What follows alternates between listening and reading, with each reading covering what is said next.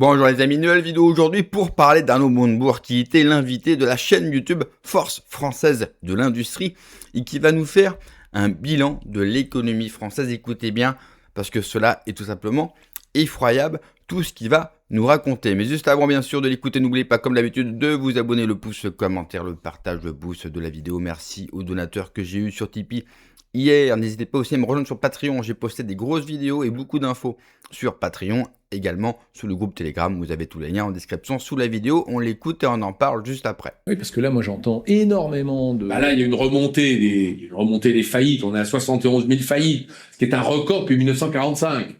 Il y a que le gouvernement qui s'en rend pas compte. Il m'a dit, ah non, je suis quand même allé voir le ministre de l'économie, Roland Lescure. Je lui ai dit, tu sais, il y a un problème, c'est une boucherie sur le terrain, les entreprises se cassent la gueule en série, il y a deux effets, la remontée des taux, le prix de l'électricité et les PGE, trois décisions politiques. Les taux, c'est la Banque centrale, les PGE, c'est toi, et les factures d'électricité, c'est le gouvernement français qui n'a pas voulu trouver une autre solution que la formation des prix au plan européen. Trois décisions politiques qui tuent nos entreprises. Je pense que vous pouvez quand même agir au moins de surcroît. Il me dit, moi, j'ai pas de... Il m'a répondu comme ça, je n'ai pas de signaux d'alerte sur l'économie française. Je dis, va voir, fais travailler l'INSEE, regarde tes chiffres. Nous, on les a, hein. Bon, voilà, on en est là. Ça, c'était il y a pas longtemps, il y a 6 mois. Et en plus, avec, je sais pas si tu vois la même chose, mais nous, on a... Donc, les tribunaux de commerce explosent. Ouais. Donc là-dedans, il y a du bon et du mauvais. Oui, et puis il y a de plus en plus de repreneurs chinois, il y a des affaires qui... Oui, mais alors ça... Ça, c'est un autre sujet. Ouais, j'aimerais bien ton avis là-dessus, parce que ce que j'entends, moi, qui vient de nos membres Force Française de l'Industrie, c'est que parfois ils arrivent avec de très bons dossiers pour reprendre des entreprises de façon sincère, ils veulent garder le savoir-faire, etc. Et ils voient débarquer un Chinois que personne ne connaît, qui rachète, alors peut-être un peu plus cher, mais sans aucun plan, j'allais dire, de concret sur le territoire. Ça fait faillite 2 ans après, mais entre-temps, ils se sont barrés avec la technologie, avec les brevets, avec je sais pas quoi. Ça revient au tribunal de commerce, il y en a qui viennent 2, 3, 4 fois, et alors, c'est peut-être de la paranoïa ou du complotisme, j'en sais rien, mais moi, j'en ai un certain nombre qui me disent, mais en fait, ça arrange tout le monde que le même dossier revienne 3 fois, parce que il y a 3 fois des trucs à gagner. Donc c'est peut-être complètement idiot ce que je dis, mais c'est ce que j'entends. Il y a des tribunaux qui ne veulent pas revoir les dossiers, donc ça existe quand même. Bon, mais je ne sais pas. Pour moi, les Chinois qui investissent en France n'investissent pas pour la France, ils investissent pour eux, donc ils partiront avec tout ce qu'ils peuvent sous le bras. Et le scénario s'est répété partout, tout le temps, dans tous les secteurs. Donc, les Chinois, il faut les éviter. Voilà. Donc, si vous voyez un administrateur qui défend un repreneur chinois, je pense qu'il faut s'interroger sur les relations entre administrateurs et Chinois. C'est un conseil que je donne à ceux qui nous écoutent. Je vous rappelle, moi j'ai une entreprise dans le nucléaire. Ouais.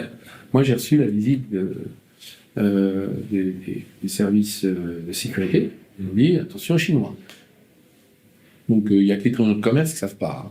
D'accord. Il faut les informer peut-être. On peut dire attention. On fait œuvre de. Voilà. On est attaqué par des Américains qui jouent aux échecs. Trump sort Saddam, 15% de droit de douane, 600 milliards d'épargne doivent repartir, financer notre économie, le gaz, vous nous achetez du gaz, ils jouent aux échecs, la tour, la dalle, le fou, voilà, le fou surtout. Les Chinois, eux, ils jouent un autre jeu. Le Go. Ils encerclent. Petit à petit, silencieusement, ils avancent comme ça. Donc, il faut informer quand même. Donc, Chinois, non. Tribunaux de commerce, non. Mais t'as pas l'impression d'ailleurs, parce que les Européens ont dit on est le premier marché du monde, machin, enfin bon, ça va nous protéger, on a quand même des arguments, etc. On a 2 empires qui aujourd'hui, on sait qu'ils vont s'affronter, ils commencent déjà par proxy. Est-ce qu'on n'assiste pas au partage de la Pologne en 1939 ? Et c'est nous la Pologne, c'est nous la dinde qu'on va plumer avant qu'ils s'étripent eux-mêmes. Je crois que c'est exactement la situation. C'est-à-dire qu'en fait, ce sont 2 empires qui ne peuvent pas s'affronter ouvertement. Donc, en fait, ils préfèrent se mettre d'accord sur nous, sur notre dos, puisque nous, on est le maillon faible. C'est tout le problème de la stratégie européenne, telle qu'elle est définie aujourd'hui par les dirigeants européens, qui est la très mauvaise stratégie, c'est-à-dire pas de protection extérieure et une pression intérieure. Des normes, des lois, c'est une fabrique à jet continu de normes délirantes. Alors, on peut être pour, on peut être contre, hein, ça c'est un autre débat. Mais en permanence, on fabrique de la norme. 60% de nos lois en France sont d'origine européenne, donc on a perdu le contrôle, hein, c'est pas où c'est fait. Puis on en rajoute en plus. Oui, on en rajoute, exactement. Mais, donc l'Europe, elle a mis la pression sur les peuples européens, mais elle a oublié d'organiser la protection vis-à-vis de l'extérieur. Donc, absence vis-à-vis de l'extérieur, surprésence intérieure. Le contraire de ce qu'il faudrait faire. Il faudrait diminuer la pression intérieure et organiser la forteresse. Dans la période actuelle. Ce que dit Draghi dans son... Ce que dit tout le monde, mais que personne ne fait. Alors, en Europe, on fait des rapports, des enquêtes, mais on ne prend pas de décision. Voilà, nous sommes une paralytique. Et ça, tu t'en rends compte dans ta carrière politique à quel moment ? À quel moment tu passes de chevènementisme mendésien à cette conscience que le machin de Gaulle est devenu un machin, quoi. Bah, je te renvoie à mes déclarations quand j'étais au gouvernement sur la question européenne, où j'ai passé ma vie à taper sur la Commission européenne. J'ai même dit que M. Barroso, qui était le commissaire européen avant Mme von der Leyen, était un carburant pour le Front National. Ça s'est pas très bien passé au sein du gouvernement. On m'a beaucoup reproché, le président de la République, le Premier ministre, on me convoquait en permanence, disant « Qu'est-ce que tu as encore déclaré vis-à-vis de l'Union européenne ?» Je dis la vérité. Je dis la vérité. Il faut qu'il y ait quelqu'un qui la dise. On ne peut pas tous les jours repeindre en rose l'Union européenne. Les Allemands construisent l'Allemagne, les Italiens construisent l'Italie, et nous on construit l'Europe. Donc on est la variable d'ajustement, à chaque fois on cotise pour les autres. Ça suffit maintenant. Défendons nos intérêts. Et comme c'est pas nouveau. Comment t'expliques cette différence, cette singularité française, où on doit être parmi les seuls en Europe, enfin j'ai pas d'autres exemples en tête, qui envoient des gens tellement pétris d'européisme qu'ils oublient de défendre leur propre pays. J'ai pas l'impression que les gens qui sont envoyés par les autres pays sont aussi, j'allais dire, team players, c'est-à-dire ils en oublient leur écurie de base, quoi. Alors, on a construit une culture de la haute fonction publique antinationale et anti-patriotique. Le Conseil d'État, la Cour des comptes, toute la haute fonction publique qui occupe tous les postes sont des gens à qui on a appris que défendre la France, c'était pas bien. C'était un gars, ouais. Non, pas un gars, c'est pas ce qu'il faut faire. Okay. Donc ils sont mis au service de ce monstre européen qui aujourd'hui nous plombe et nous détruit. C'est tout le problème. Si elle nous servait, moi je serais pro-européen, mais elle ne nous sert pas, elle nous dessert. Et par ailleurs, on est accroché à l'arbre qui tombe. Nous, la France. On est accroché à la falaise, on est enchaîné à la falaise qui s'écroule. On va tomber avec. Donc, il y a un moment, il faut se réveiller. Sur toutes les questions. Quand on fait le bilan du mandat von der Leyen, qui se prolonge un peu, je trouve trop, qui aurait dû faire l'objet d'une motion de censure depuis très longtemps, que les socialistes n'ont pas voté. Ben oui, voilà. C'est en vérité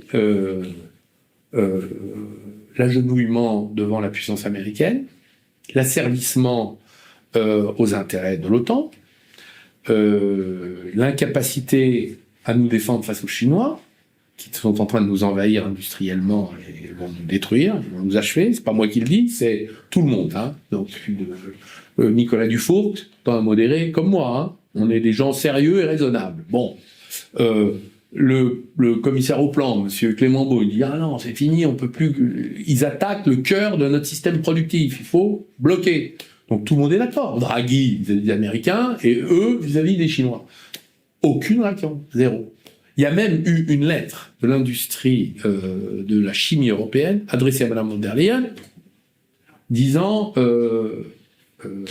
on vous demande d'augmenter vos effectifs pour augmenter les résultats des enquêtes anti-dumping pour qu'on ait des décisions. Parce que là, la vague est en train de nous laminer, la vague chinoise est en train de nous laminer. Zéro réaction.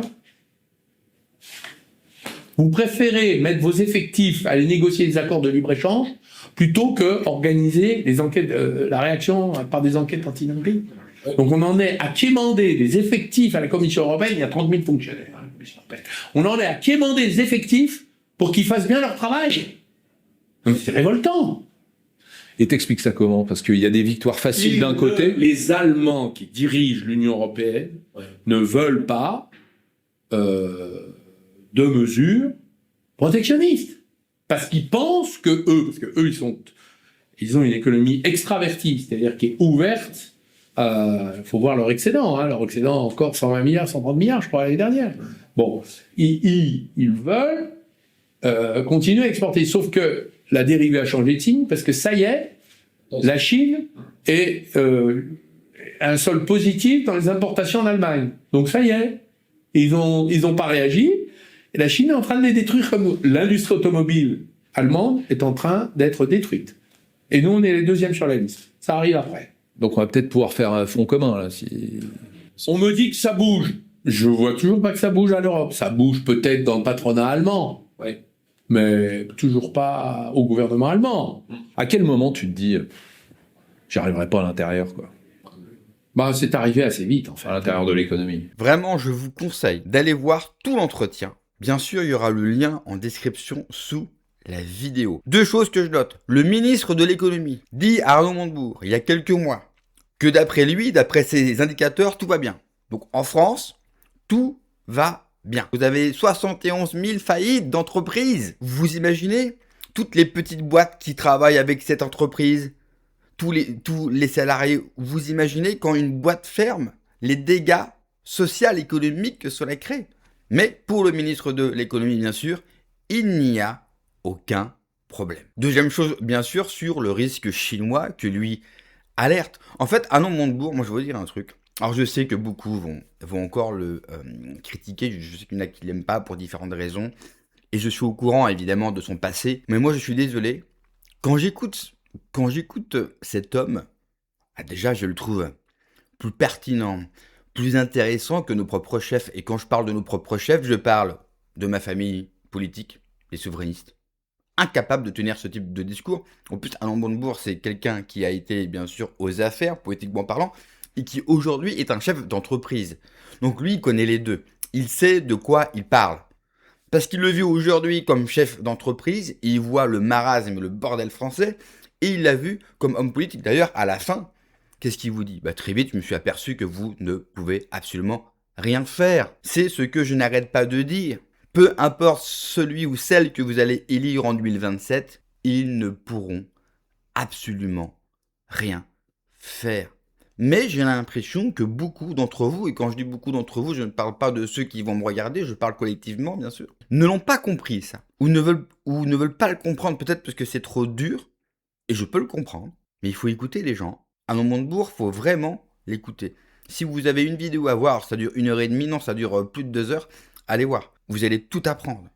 Vous allez apprendre plus sur la vie politique française, sur ce qu'il se passe en 2 heures, que les dizaines de vidéos de telle ou telle personne sur Internet. Et je le dis, alors que moi-même, j'en fais des vidéos. Arnaud Montebourg, on aurait dû aller le chercher depuis bien longtemps. Et quand vous n'êtes pas capable d'aller chercher cet homme-là, qui a un vrai avis par rapport à son vécu, qui a une véritable expérience, contrairement à certains qui dirigent des partis fantômes, qui n'ont jamais eu de responsabilité, que ce soit politique, ou que ce soit dans l'entreprise, dans le privé. Ça montre pour moi notre amateurisme. Quand vous n'êtes pas capable d'aller chercher la compétence là où elle est, ça montre que vous n'avez pas d'ambition. Alors oui, Arnaud Montebourg, il n'est pas parfait. Oui, il a commis des erreurs par le passé, mais aujourd'hui, je le trouve extrêmement intéressant. Et c'est quelqu'un qu'on aura dû aller chercher depuis bien longtemps. Merci d'avoir regardé la vidéo les amis. N'oubliez pas comme d'habitude de vous abonner, le pouce, le commentaire, le partage, le boost de la vidéo. Prenez soin de vous, que Dieu vous protège. Allez, ciao.